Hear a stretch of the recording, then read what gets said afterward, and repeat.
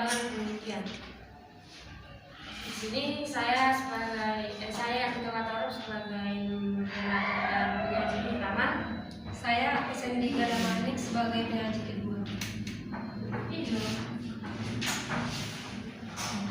Yang pertama yang akan kami jelaskan yaitu pengertian metode research dan development menurut para ahli. Yang pertama, menurut Sugiono tahun 2009, metode penelitian dan pengembangan atau dalam bahasa Inggrisnya research and development adalah metode penelitian yang digunakan untuk menghasilkan produk tertentu dan menguji keefektifan produk tersebut.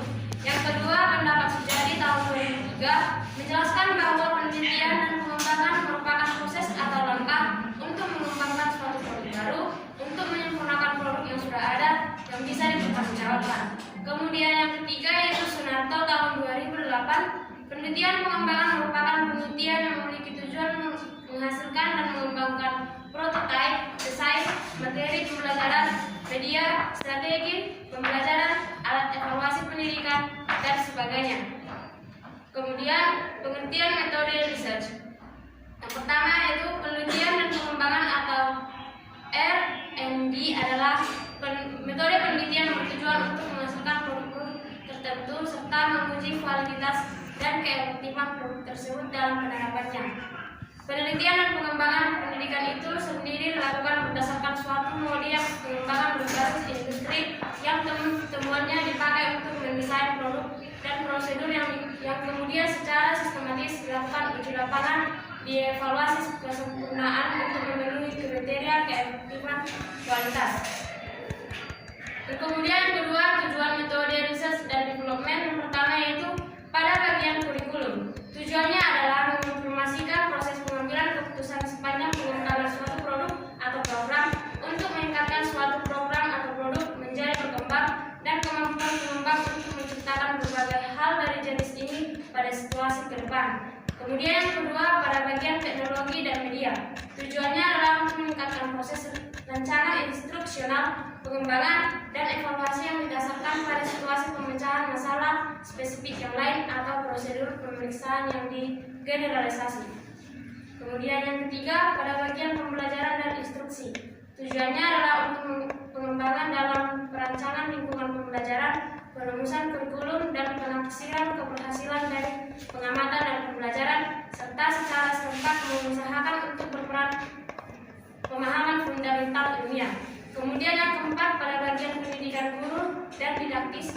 Tujuannya adalah untuk memberikan kontribusi atau pembelajaran keprofesionalan para guru dan atau menyempurnakan perubahan dalam suatu pengaturan spesifik bidang pendidikan. Kemudian yang ketiga, karakteristik metode research dan development. Menurut Santasia tahun 2009, penelitian pengembangan dalam rangka peningkatan kualitas pembelajaran memiliki karakteristik sebagai berikut. Yang pertama, masalah yang ingin dipecahkan adalah masalah nyata yang berkaitan dengan upaya inovatif atau penerapan teknologi dalam pembelajaran sebagai pertanggungjawaban profesional dan komitmennya terhadap pemerolehan kualitas pembelajaran.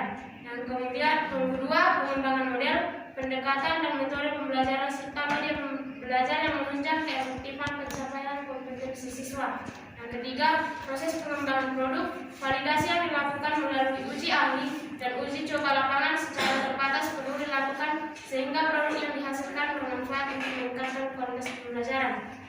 Yang keempat, proses pengembangan model, pendekatan, modul, metode, dan media pembelajaran perlu didokumentasikan secara rapi dan dilaporkan.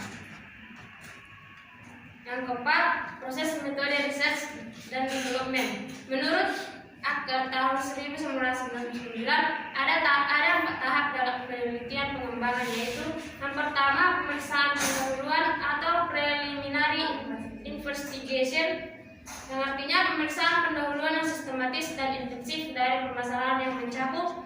Yang pertama itu tinjauan ulang literatur, yang kedua konsultasi tenaga ahli, yang ketiga analisa tentang ketersediaan contoh untuk tujuan yang terkait, dan yang keempat studi kasus dari praktek yang umum untuk merincikan kebutuhan. Kemudian proses yang kedua, penyesuaian teoritis atau theoretical embedding. Usaha yang lebih sistematis dibuat untuk menerapkan dasar pengetahuan dalam mengutarakan dasar pemikiran yang teoritis untuk pilihan rencana. Yang keempat, uji empiris atau empirical testing.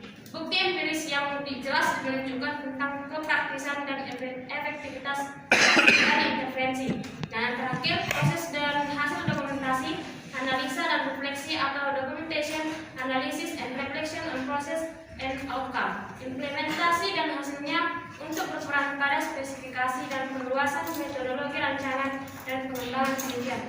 Kemudian terbuka menjadi saya. Selanjutnya metode research and development. Yang pertama, tahap preliminary. Pada tahap ini penelitian akan menentukan tempat dan subjek penelitian seperti dengan cara menghubungi kepala sekolah, guru, mata pelajaran di sekolah yang akan menjadi lokasi penelitian.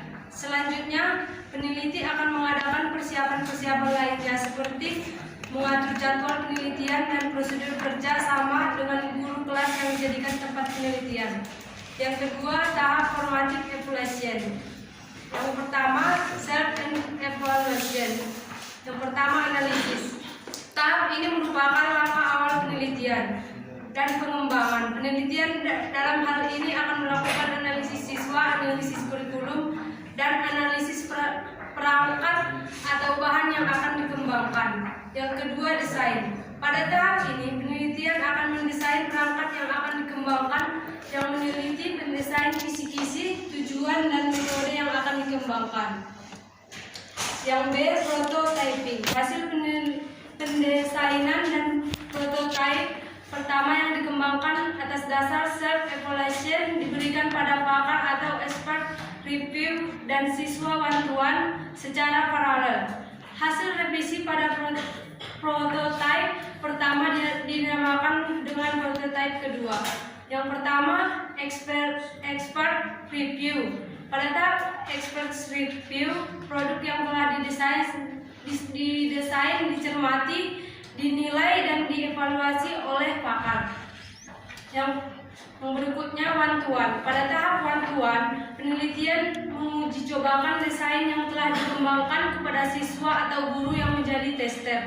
Hasil dari pelaksanaan ini digunakan untuk merevisi desain yang telah dibuat. Berikutnya, small group. Hasil revisi dan expert dan kesulitan yang dialami pada uji coba pada prototype pertama dijadikan dasar untuk merevisi prototype tersebut dan dinamakan prototype kedua, kemudian hasilnya diuji coba pada small group.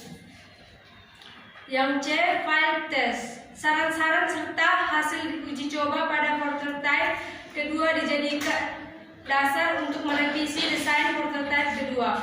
Hasil revisi diuji cobakan ke subjek peneliti dan hal ini sebagai uji lapangan atau field test.